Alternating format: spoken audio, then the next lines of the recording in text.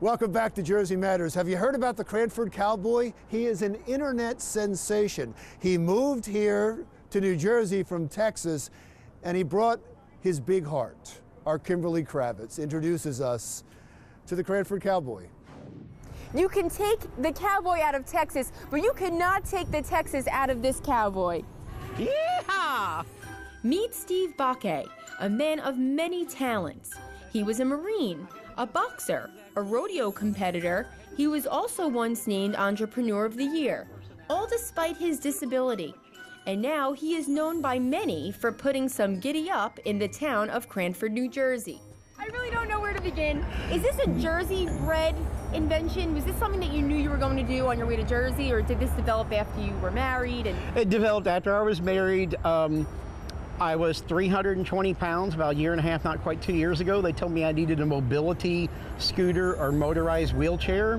And they discovered I have a learning disability, dyslexia, where you invert numbers and letters. Said I only had a 4th grade reading and writing comprehension level. I was 29 years old at the time. So when life gives you lemons, you make lemonade. Ended up starting my first toy company in the memory of my first child. After having surgery, I was home recuperating. I kind of kept thinking of how can I make a mobility scooter that better fits me. And so began the self-proclaimed crazy Cranford Cowboy, stealing the hearts of everyone in the neighborhood. Go ahead and sit her right on the saddle and hold her there. Minding my own business, and all of a sudden there's a cowboy next to me. And I looked at him and I go, all right, sir, I'm so sorry. I have to ask, what's the deal with the horse? So how exactly does it work? So now, this steers like a real horse. Okay. Okay.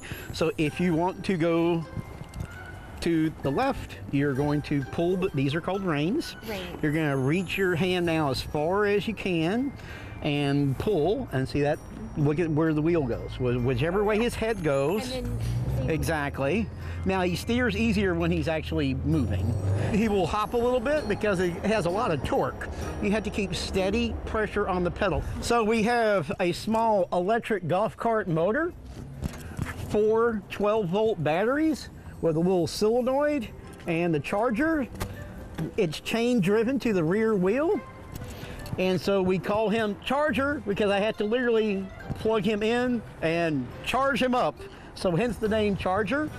He steers like a real horse. is this legal? Kind of, sorta, depending on who you talk to. It's technically not street legal. I went to the Cranford Police Department and was asking them about this. They were perplexed, to say the least. They said, go to motor vehicle. And I went to motor vehicle, and once again, they were kind of like, we've never seen anything like this before. We don't know. And so we ended up getting it classified as a Class 3 mobility scooter for the physically impaired. But I can't really be out after dark because he doesn't have lights and he doesn't have turn signals. This self-made mechanical horse makes for a very happy cowboy, especially one that fell in love with New Jersey. Cranford's a nice, quiet little town with a beautiful little town square, and the people are very friendly, so it did remind me of some of the smaller towns in Texas where I grew up, this type of thing.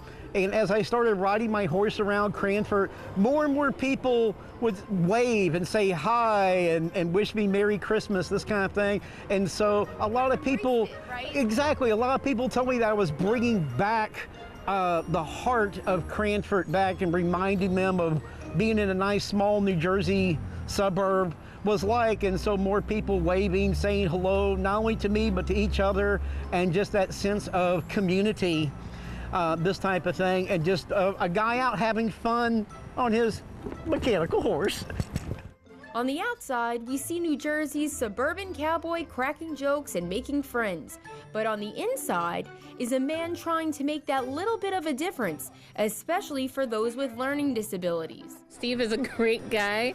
He's kooky and zany, but he has a really, really good heart. So, you know, we have a similarity in the fact that both of us are veterans, and we're both parents of a special needs child.